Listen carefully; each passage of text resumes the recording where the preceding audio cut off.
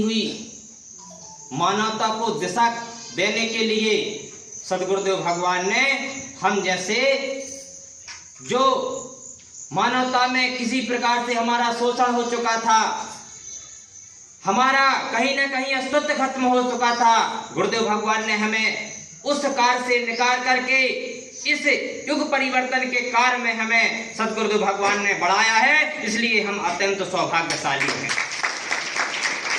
इस सौभाग्य को सराहो। इस सौभाग्य को अपने जीवन में अगर आपने बार बार इसका अपने मन ही मन उच्चारण किया कि हम सौभाग्यशाली हैं कि गुरुदेव भगवान ने इस युग में हमें चुना है कि समाज में आप परिवर्तन कर दो, तो हमें अपनी पूरी क्षमता के साथ हमें इस कार्य में लगना होगा। सदगुरुदेव भगवान के एक आदेश पर हमें उठ करके खड़ा होना होगा।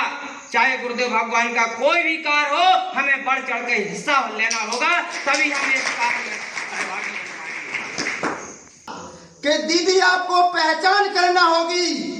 एक रक्षा कवचधारी जो कहता है वह परम पूज्य गुरुवर श्री के चरणों में संकल्प होकर के कहता है। बस हमें सोचने समझने की जरूरत है कि आज देखें इन भ्रष्ट राजनेताओं के द्वारा, इन भ्रष्ट राजनीतिक पार्टियों के द्वारा समाज का इतना शोषण किया गया कि अच्छे को भी लोग नहीं समझ पा रहे। तो प्यारे भाइयों, निवेदन है कि हमारी करनी और कथनी में अंतर नहीं होना चाहिए। परम पूज्य गुरुवर ने कहा था कि आपके प्राणों की आहुति ही समाज को कुछ प्रदान कर पाएगी।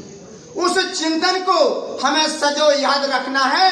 मीडिया प्रशासन तो हालांकि अपने स्तर से काम कर ही रहा है, लेकिन हमें वह कार्य करना है रचनात्मक कार्य। रचनात्मक कार्य यह होता है कि हमें दिखावे से ऊपर उठ करके आदमियों के अंदर आत्मा के अंदर जो माँ का ममत्व बैठा हुआ उसको जागृत करने की जरूरत है। सच्चाई को उजागर करने की जरूरत है। दीन दुखियों की सेवा सहायता करने की जरूरत है। आरती और आरती चालीसा या लाभ हम उन्हें नहीं दिला पाएंगे, तो हमारी बहनों को आरती में लेकर के अवश्य आए।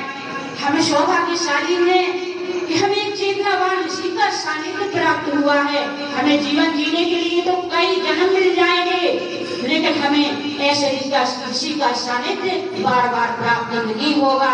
हमारे गुरु जी ने कहा है कि अगर तुम भगवती मानव कल्याण संगठन से दूर रहकर अगर तुम सोचो कि हम सुख शांति का जीवन जिएंगे, तो ऐसा कभी नहीं होगा।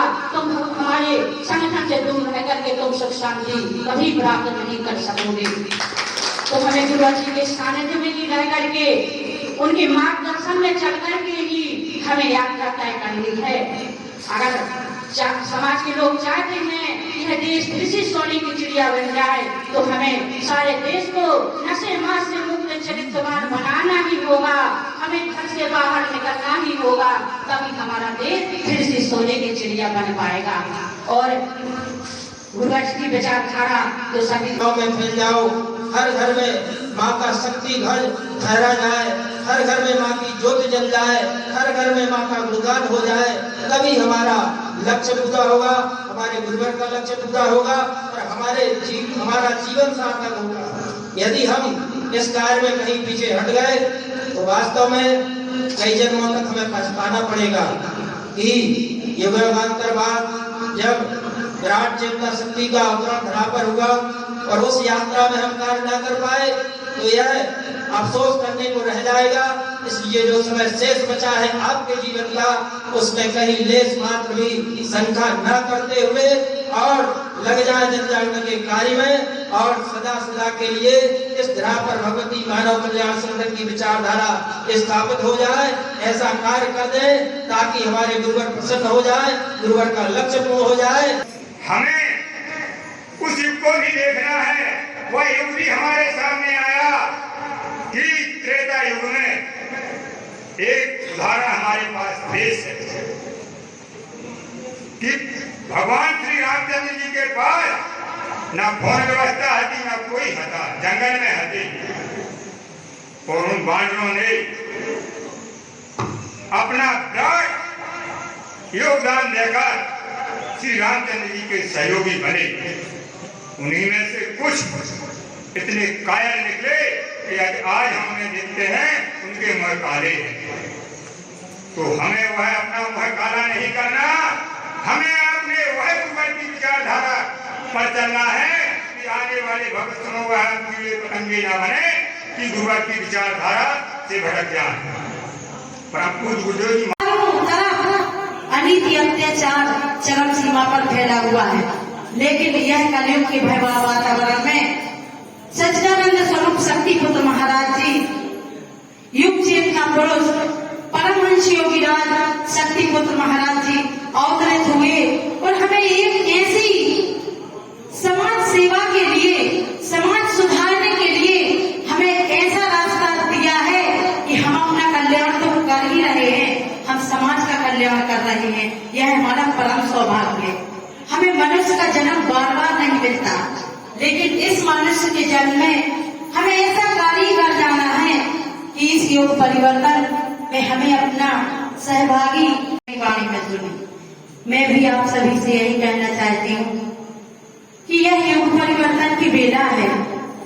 समस्त गुरु भाई बहन नए माँ के भक्तों से यही कहना चाहती हूँ कि आओ हम सभी मिलकर एकजुट होकर संगठित होकर एक साथ चलकर हम कदम से कदम मिलाकर चलें और इस युग परिवर्तन की बेला में आओ ऐसा चलें कि अपने देश को नशा मुक्त कर दें, मांसाहार मुक्त कर दें, चरित्रवान जीवन जीने की प्रेरणा देते हुए एक दिन ऐसी ऊंचाइयों पर खड़े हो जाएं कि पूर्णतः हर घर नशे मान से मुक्त होकर हर घर में माँ की ज्योत जल जाए, हर घर में संग ध्वनि होने लगे और हर घर में ऐसी ही माँ की छवि विराजमान हो जाए। ऐसी योग परिवर्तन की बेला में हम ऐसा सहभागी बने। जो हर माह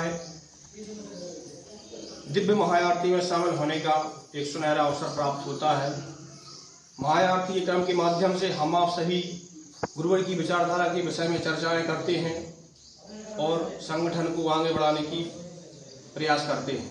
इसी क्रम में अभी अपना चुनाव भी चल रहा है, तो सभी से मेरा अनुरोध है कि सभी गुरु भाई जहाँ से भी अपने गुरु भाई प्रत्याशी हों उनका सभी लोग समर्थन करें। रिश्ते नाते जहाँ से भी जिसके हों तो फोन में संपर्क करें।